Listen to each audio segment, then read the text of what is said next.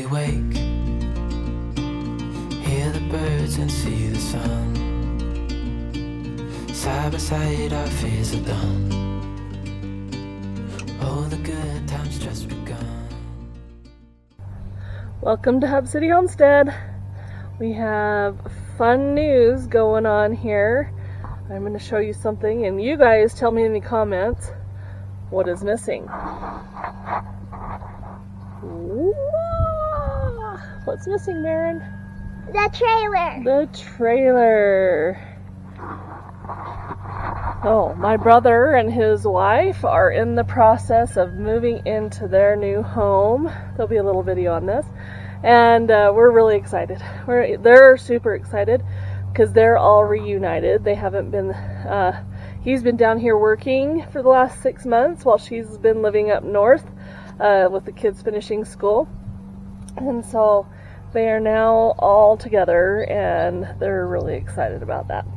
And we're really excited too. I'm excited to have them out of my driveway and out of my house.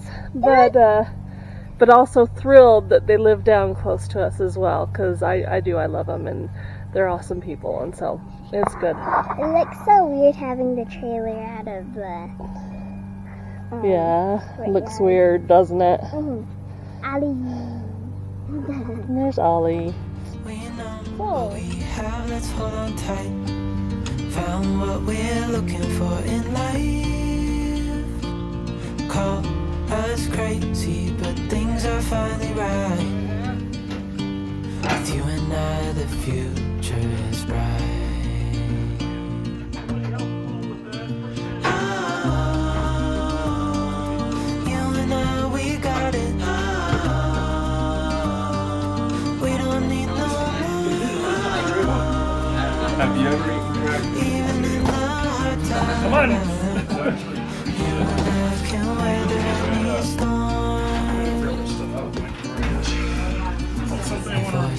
Yeah, seriously. We did this like for 20 years. Or teenage years.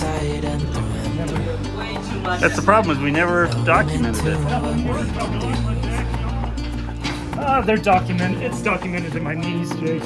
Your knees. So,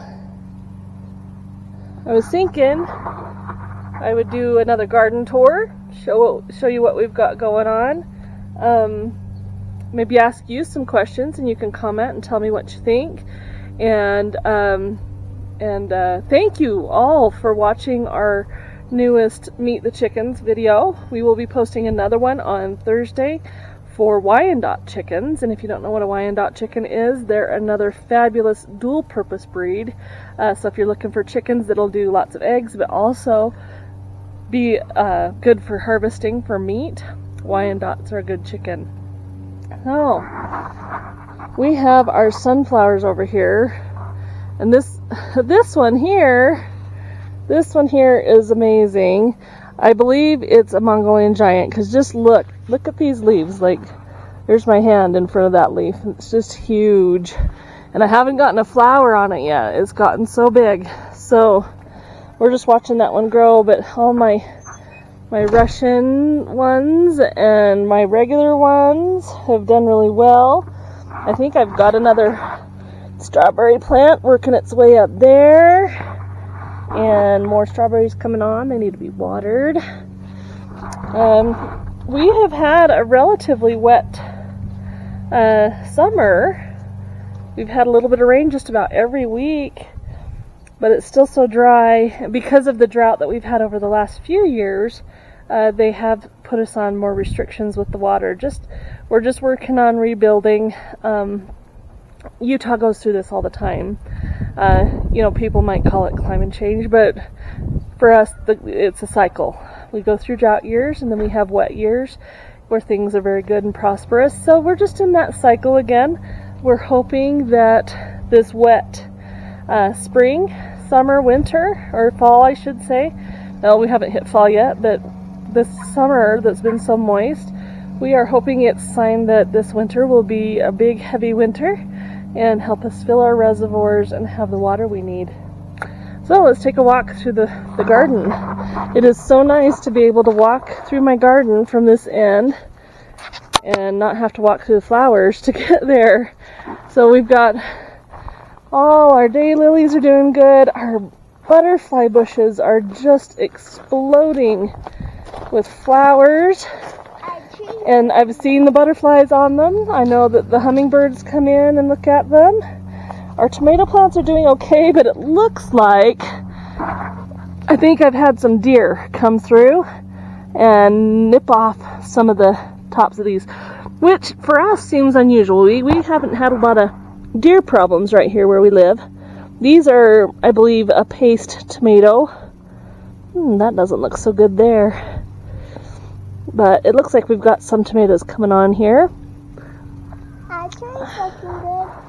Yep, our tree's looking beautiful. He's grown. Oh, sheesh, some of those branches are 2.5 feet, 3 feet. So, yeah. Some of these tomatoes look really great. Some of them are really struggling, like that one. It's not doing so good. This one's doing alright. See, the deer really have been in nipping, but oh, there's some good tomatoes on there getting big. Here in a minute. Our corn right here is still growing, but it has started getting its... I'm not even sure what this is called, so if you guys can tell me, I haven't done a lot of research on corn. I was just having fun planting it this year. But if you can tell me what that is, that would be awesome. So we're doing really great here. We do actually have some, let's see if we've got anything on here. We've got flowers coming on, so we should start seeing stuff. My husband, is a little concerned about whether we'll get any fruit on some of these plants because we are on the 8th of August and our first frost date is typically the first week in September. So we're really only a month away from when we have to start worrying about frost, and we don't have a lot of stuff on our plants. So I told him I've got some garden fleece, and we just need to get some hoops, and then we can keep the frost off the plants, and we should be able to get some sort of harvest from these plants.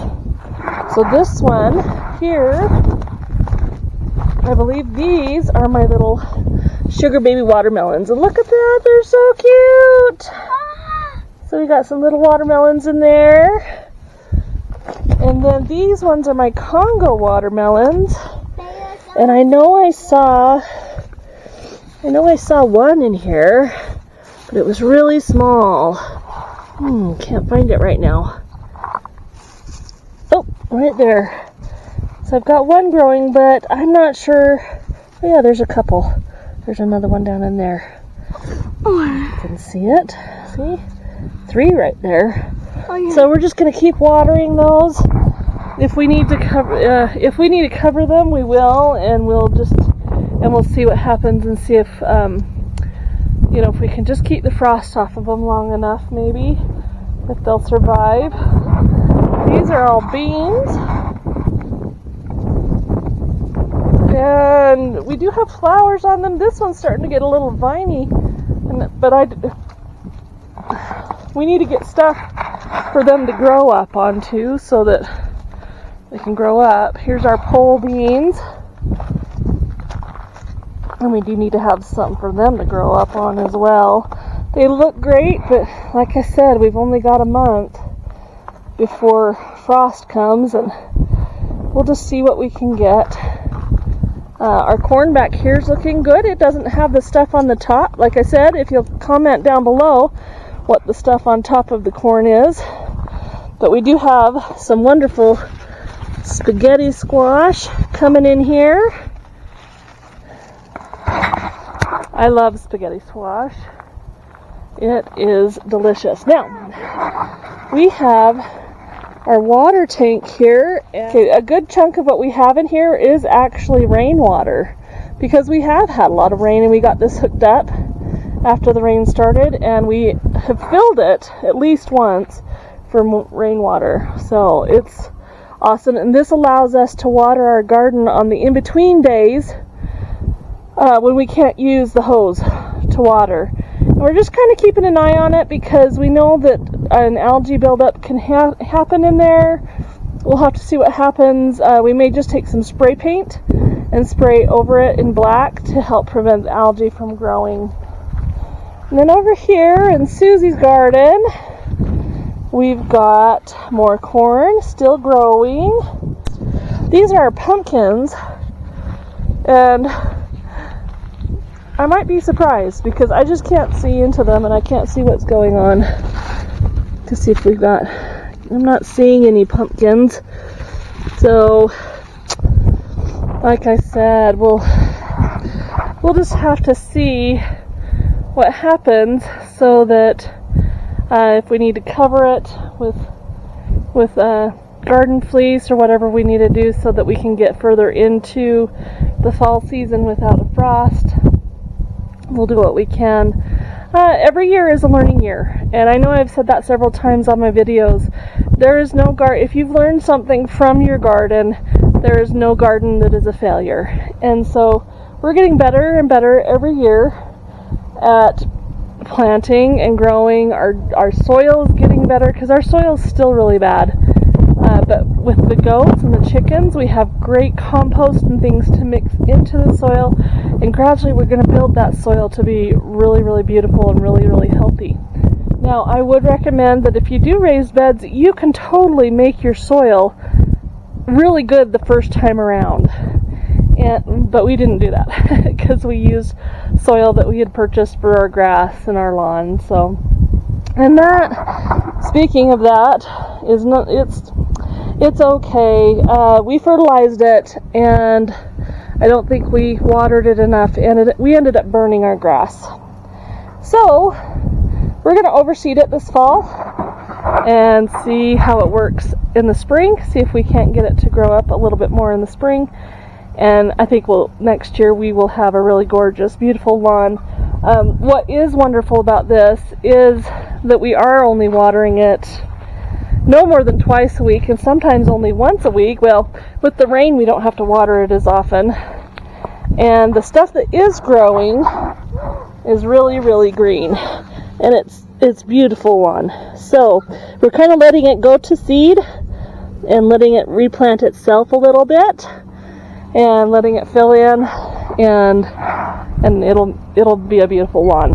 So I'm loving my yard. Every once in a while the house will pop up nearby that has a bigger piece of property, and for the most part we can't afford it. And anytime I think about moving, I'm like, oh, but we're building such a beautiful thing here, and I'm not ready to give it up yet. We're doing really well. Let me pull you over here to our goat and chicken area, and I'll tell you a little bit about what's going on here. I've moved all my milking goats to the far side of the garage. So over on this side we only have chickens. So hi chickens. So we just have chickens in here right now, and what we're going to do, we're going to pull this barn out, and we're going to move this barn over to the far side so they have a nice barn.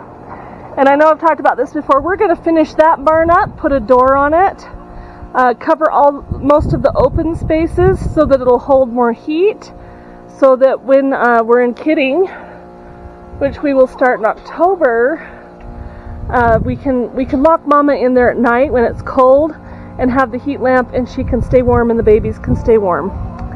And then we're going to take out this fence, and we're going to build one more shelter right here. Man, those chickens are not using their hen house.